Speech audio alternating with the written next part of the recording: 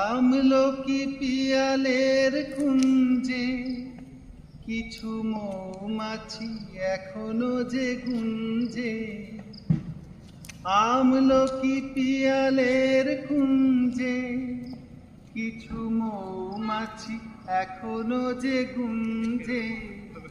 বুঝি সেই সুরে আমারে ধরালে গো বন্ধু। এই সুন্দর স্বর্ণালী সন্ধ্যা একই বন্ধনে জড়ালে গো বন্ধু। কৃত্রিম পলাশের স্বপ্ন মোর অন্তরে ছড়ালে গো বন্ধু।